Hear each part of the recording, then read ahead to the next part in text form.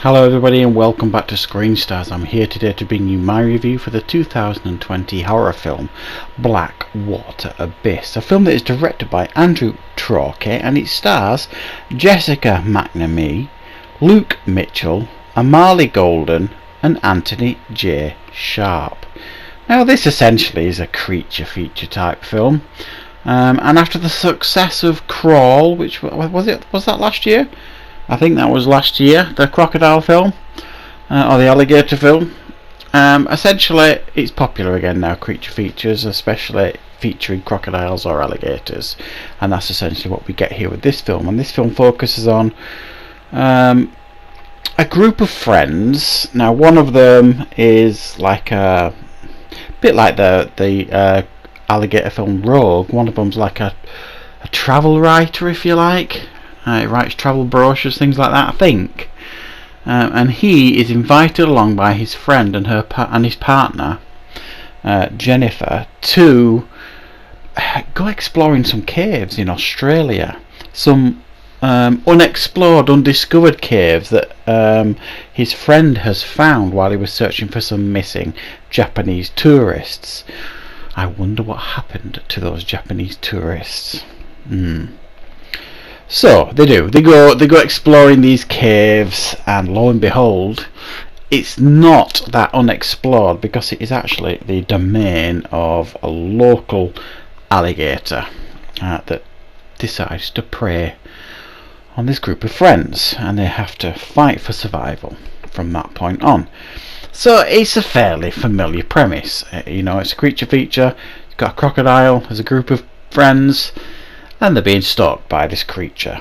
Nothing particularly original there. Now, what are my thoughts on this film, Blackwater Abyss? Well, I actually quite enjoyed this. I thought it was a pretty decent, well-made horror film. It hits all the tropes that you would expect for a film like this. I thought the performances were all strong by all the central characters, even if they were a little bit cliched. One's recovering from cancer, so he wants to live a bit, kind of thing.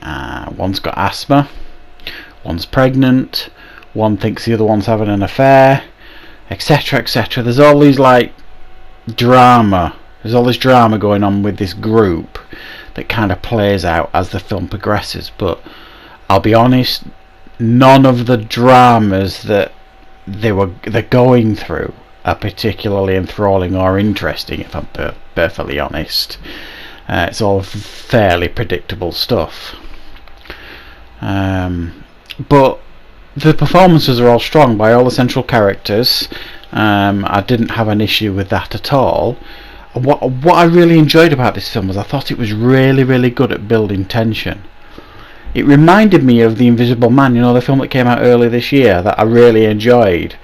And what I liked about that film was the fact that it made you stare at nothing on screen, making you feel like the Invisible Man was there, and you're staring at the screen for anything to happen because you're convinced he could be sat in that chair.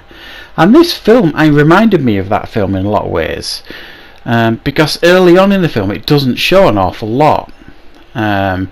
Even when there's an attack by this crocodile, it doesn't, blatantly show everything. So there are scenes in the film where they've got to go through the water very carefully and slowly, and you're looking for all these signs in the water that this crocodile might be there, and there's like a build-up of music score here and there, so you're thinking something's going to happen, and it doesn't always happen. So I really liked that, the fact that all you're basically watching some people wading through water slowly, nothing else happens, but it builds up the tension. You feel the fear of these characters, which is a skill from a director and a filmmaker, and from the actors themselves, the performances. So it all works in that sense. And then when the attacks do happen with this crocodile, they are pretty brutal and ruthless. It doesn't care who's pregnant, it doesn't care who's recovered from cancer, it doesn't care who's got asthma, whether you care or not. That crocodile certainly doesn't care. and it's really brutal, and and obviously who it attacks and who you lose in this film, that kind of stuff. It's not necessarily who you might expect. Well, I don't know, maybe a little bit, in regards to who gets taken and who lives, who dies, all that kind of stuff. But I liked it. It didn't feel unrealistic. It felt grounded. The attacks from the crocodile, it didn't look massively oversized or anything like, a mutated croc or something like that. It just looked like a crocodile that was protecting its domain. This was its cave essentially, and they've invaded its home. So it's only doing what its instincts are telling it to do.